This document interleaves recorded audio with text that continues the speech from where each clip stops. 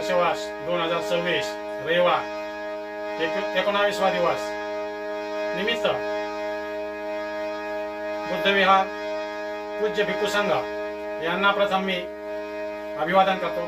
तसेच सर्व उपोषधधारक, ग्रंथवाचक, बौद्धाचार्य, श्रामणेर, उपासक, उपासिका यांना हार्दिक शुभेच्छा।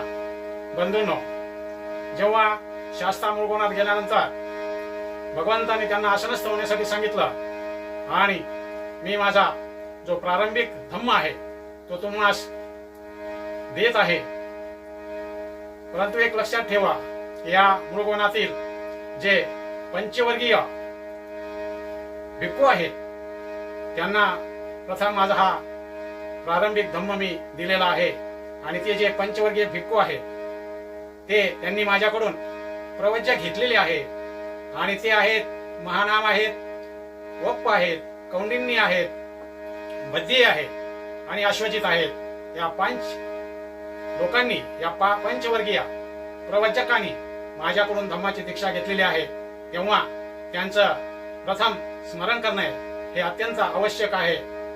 म्हणून प्रथम त्यांना वंदन करूया असं म्हणून भगवंत त्यांना त्यांचा धम्म सांगण्यासाठी पुढे सुरुवात करत आहेत। पुढील आपल्या धम्म कथेतील गीतांच्या ओळी आहेत त्या उपासिका एम पंडित या गातील, आपण त्या श्रवण करू। जय भीम, नमो बुद्धाय।